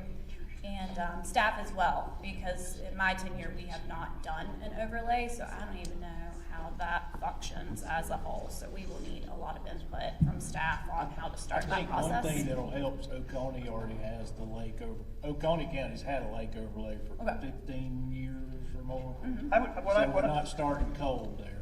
I would look at just the hotels countywide. We may just do the lake overlay ourselves. You know, you and I have to get through the tax credits for the public housing. And I gotta get through RVs as a permanent residence. Once that's done, we're done at the council with the DSO. They're probably not gonna be done, and we can just look at the overlay then. You know, kind of 2 entities working. Okay. Okay. I think we're okay on that, And right? then from the Highway 8 overlay, we will move into solar farms, which some of that language has already been addressed. And I think, Ms. Linville, you want to add some of the state language to maybe the county ordinances. Is that what I'm understanding? I just heard that y'all wanted to add data centers, so I'll look into data centers more if that's Okay. with me now. but- If you guys want to take on that as well, we would be more than happy to have that input. I'm not sure about that. I'd rather Okay. just wait on that one. Yeah, I'm gonna take definitely move forward on solar farms. Okay. Yeah, that's on the list. Okay, any other questions for Ms. Crooks? No. Okay, thank you very much. Good job you're doing. Appreciate Thank it. you, appreciate you guys. Okay, next up is going to be number 11B, fiscal 27 budget calendar, Mr. Roper. Yes, thank you, Mr. Chairman. As we've done in years past, we'd like to put a budget calendar out there which puts accountability on staff when we'll deliver certain documents to you over the next few months. Provides for you all to have budget work sessions as you deem appropriate, all the departments as you deem appropriate. So this, the good thing about this that I think is an improvement, and we did this some last year, this completes it, is it incorporates the accommodation funding applications and the rec funding applications. You can remember in some years in the past, those would end up way at the back. You know, after the budget was even passed, we'd still be talking about those.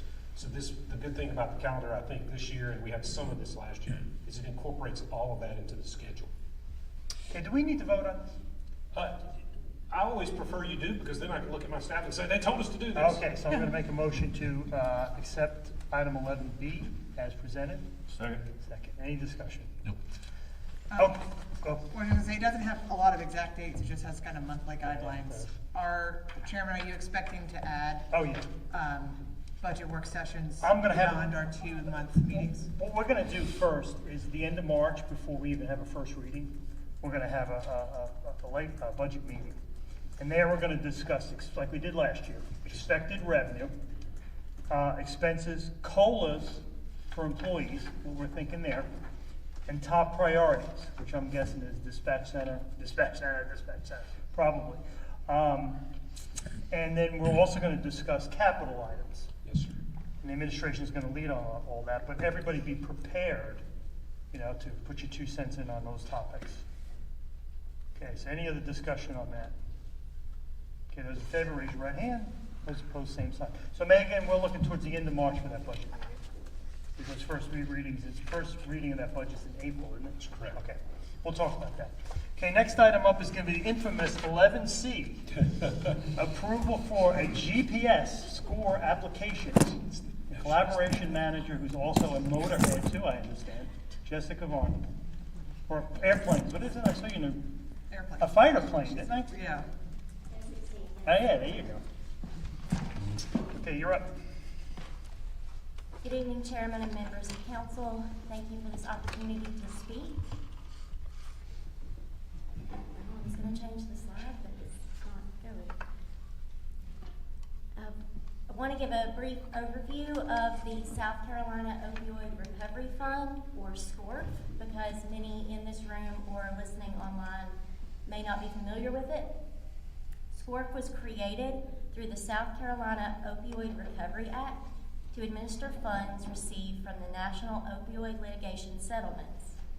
These funds are required to be used for opioid abatement activities, including prevention, treatment, recovery, and system-wide responses to the opioid epidemic. Since its inception of the program, Pickens County has been allocated $4,826,579.13 in guaranteed political subdivision funds. To date, $3,692,466.31 has been approved for local projects. And you can see some of the logos on the screen. This leaves a remaining balance of $1,134,112.82. Over the past 3 years, our SCORF funding has been utilized for a wide range of initiatives, including comprehensive wraparound services to pregnant and postpartum women with opioid use disorder, and expanding treatment for neonatal abstinence syndrome with Clemson University and Prisma Upstate's MAIN program. Prevention program in Pickens County schools by PlaySafe for student athletes. Behavioral health clinicians, peer support specialists, and case managers providing evidence-based treatment and recovery support, including medicine-assisted treatment for individuals with OUD and co-occurring substance use and mental health disorders within and transitioning out of our Pickens County Detention Center. A judicial caseworker through Behavioral Health Services of Pickens County to support pretrial services connecting individuals with OUD to evidence-informed treatment and services. A community paramedic focusing on connections to care for individuals following an opioid overdose or other opioid-related adverse event. And recovery housing through through our support for Alabaster House Recovery for Women, In His Arms Ministries, and the Legacy Home of Recovery. Several of these programs operate in or in direct coordination with the Pickens County Detention Center, which is often a primary point of contact for individuals suffering from opioid use disorder. Through these efforts, detainees now have access to behavioral health, peer support, case management, and linkage to treatment and recovery services. Feedback from our partners indicates that these programs are working as intended. Individuals are being connected to services earlier, coordination between agencies has improved, and continuity of care following release has strengthened. These investments have allowed Pickens County to build a strong foundation focused on treatment and recovery. Tonight's request represents the next step in that continuum of care. I'm requesting council's approval of an $83,250 SCORE funding request for the Pickens County Sheriff's Office to provide opioid and fentanyl response training through Furman University. This training is an approved use of SCORE funds and focuses on safe handling practices, crisis response, officer safety, and coordination with behavioral health and emergency agencies. The training is a 4-hour online course. It is self-paced and is a cost of $450 per participant. The Sheriff's Office plans to train 185 deputies and detention officers, including new hires, over a 1-year period. There are no additional costs beyond the course fee. While SCORE funds have supported clinicians, EMS, and judicial staff working in and around the detention center, this would be the first direct SCORE investment in training for our Sheriff's Office, despite deputies and detention officers often being on the front lines of opioid-related encounters every day. This is a one-time investment with meaningful impact. It enhances officer safety, improves decision-making during high-risk encounters, reduces liability, and strengthens coordination across systems that we have already funded. This request does not replace or reduce our existing prevention, treatment, and recovery efforts. It complements them, adding training as another critical layer of our county's opioid response. I believe this is a responsible and strategic use of the settlement funds, and I respectfully ask for council's approval. If there are any questions, I'll be glad to address those as I'm able. Any questions? I've got one. Okay. When you have presented to us in the past, it was for our approval so that then you could then send it up the ladder to the state, which then like kind of went backwards. Is this that same process, or is this, we already have this money and you would just give it straight to the Sheriff's Office? Yes, ma'am, it's the same process. We have to request the funds and then they send us the amount that we are requesting. There is a guaranteed amount that our county is allotted, but we don't get any of the funding up front. We have to partner with either an outside agency or in this case, a part of our county government, our Sheriff's Office, and then once we have the program ready and we apply, we can send that up, and if approved by the SCORE board, which means it would meet the core abatement strategies, that is when we would get the funding following that approval by the board. And so far, whenever we've presented, everything we've presented has been approved by the SCORE board to be. Yes, ma'am. Sometimes there are slight changes that the board will request, and they are extremely helpful and give that technical assistance to us when we're applying. But all of our programs so far have been met with enthusiasm by the SCORE board. Great. Mr. Chairman, one question, and it may actually be for the sheriff. This is a year-long grant. I'm assuming with additional new hires and those kinds of things, this would be something that they would want to continue. If there's value that we see, you understand the question, is this going to be a one and done, or can we expect a continuation of this? This would be for the amount that we are requesting, the 185 officers and detention officers. But if it goes well, we would have the opportunity to apply for additional funding for any new hires that would not be covered under the first year of the program. All of the SCORE funding is given on a one-year basis, so all programs go up for, you know, to be continued after that first year. You still have to request that. So that's certainly an option as long as everything goes well and we have more officers that need this training. Perfect. Thank you. Good question. Any other questions? Okay, I'm going to make a motion for item 11C as presented. Do I hear a second? Second. Any discussion? Okay, those in favor, raise your right hand. Those opposed, same sign. Great job. Thank you very much. Okay, next up is number 12. It's the consent agenda. There's none. Executive session is number 13. I'm going to make a motion to go into executive session for receipt of legal advice regarding the Emergency Preparedness Center E911, as well as Project FLAP, a FELO agreement extension. Do I hear a second? Second. Any discussion on that?